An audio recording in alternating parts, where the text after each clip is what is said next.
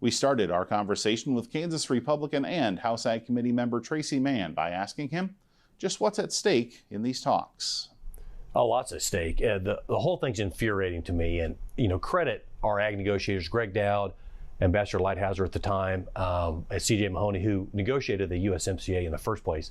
And now you see what the Mexican government's doing, not allowing our corn. To me, they should follow the science, not the political science, but the real science. There's no way to justify this. I think the administration ought to be putting more pressure on the Mexicans to receive, this corn. It's safe, obviously, and we need to move on from this. I want to talk about the Farm Bill. In the Senate this week, the committee chair over there, Debbie Stabenow, said no new money for this Farm Bill, and that was kind of her final verdict. Is the House operating under the same assumption? We'll see. The debt limit vote that happened last week kind of start to set them top lines. There's a lot of conversation about that as well. That's probably a safe assumption.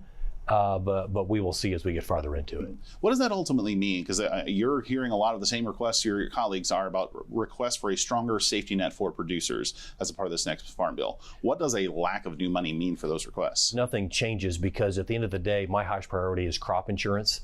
And I hear that repeatedly from producers all over Kansas, all over the country.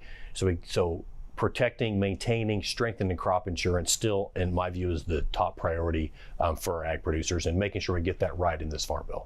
Wheat farmers in your state and across the country have been pushing for an increase in the reference price within the price loss coverage program.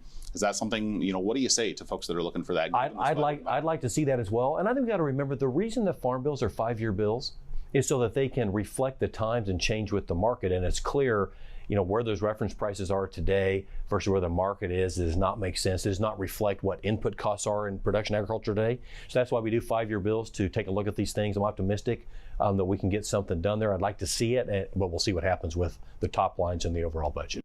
So if you are in that limited budget environment that we're discussing here, where does that money come from to increase the reference price? Yeah, we will see. The changes that were made to our food nutrition programs by increasing work requirements for work-capable, able-bodied adults, changing those ages, that potential will free up some monies. So that's one of the first things I think to be looking at. How does that score? What does that look like? So we look at how do we get some, monies there. I would argue there's probably enough money in the overall bill. It's a matter of how do you allocate within that to make sure the producers are able to succeed and thrive moving forward. The House Freedom Caucus has been involved in the Farm Bill going down twice on the House floor over the course of the last decade. But Congressman Tracy Mann says he believes it's possible for the legislation to gain the caucus's support. I'd like to think that all members of the Republican caucus will agree and like what they see in this Farm Bill, but we don't even have the text yet, so we're going to have to get farther into it to really know that. Is it possible for you and your colleagues to write a bill that would get the support of the Freedom Caucus and enough House Democrats? I think so. I think potentially. I really do. So, we have thin margins in the House. We all know that. Thin margins on the Senate as well, very thin margins between Republicans and Democrats. So we've got to write a bill that pleases a lot of different groups, and that's what we're in the middle of right now. Looking at your home state in particular, long-running drought there, has been very devastating for a lot of producers in that neck of the woods. As you look at the functionality of the existing Farm Bill programs, has that been enough in this situation, or does that contribute to your thoughts on a potential permanent disaster conversation in the Farm Bill? Well, and I think that's we're absolutely having those conversations for this Farm Bill. And I would argue likely we'll save money in the long term instead of having these ad hoc emergency programs, looking at some more permanency to those things. Are those things enough in Kansas? It really depends. For some producers, yes. For some producers, no. But all producers that I talk to agree that we've got to have a strong, effective crop insurance, a very successful public-private partnership where producers share risks with the government. It's been successful. We need to look at expanding and improving it. So how do you go about pursuing, maybe less of the ad hoc assistance, but still, moving toward a potential permanent program, but still protecting the existing crop insurance program that's so popular among producers? Yeah, and that's what we're in right now. I have not talked to any member in Congress that wants to weaken crop insurance. I think it's all about how do we strengthen it, how do we make it better. But then what are the more permanent programs? What does that look like?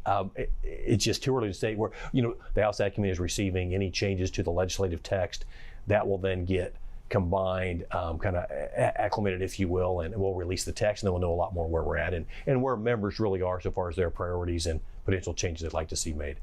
Committee priorities due to the House Ag Committee this week. And last year and in some of the years previous, we saw a lot of debate about price discovery within the beef cattle sector. I know there's a lot of beef cattle in your neck of the woods, but now we've seen kind of a point in the cattle cycle. Live cattle prices are higher, packer margins down a little bit.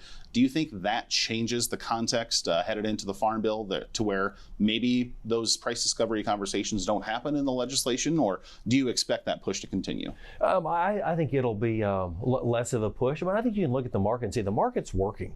And when you see where fat cattle are and you see where prices are, there is a price discovery mechanism. We got to make sure that we don't punish our producers that have made a lot of investment in improving the product. You know, the reason our ag exports are up, the reason the beef demand is up is because the product tastes good.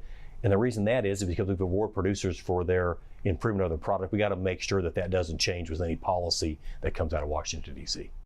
Well, talking about policies coming out of D.C., and as we mentioned earlier, priorities due to the House Ag Committee this week. What in particular is going to be Congressman Mann's top line priorities? Yeah, so my top 3 priorities will be crop insurance, changes, improvement, tweaks we can make there to strengthen the program. Others are MAP and FMD. You look at the return on investment for those taxpayer dollars as we are expanding and growing markets, huge return on investment for producers. Thirdly, oversight. How do we make sure that we are delivering these programs effectively?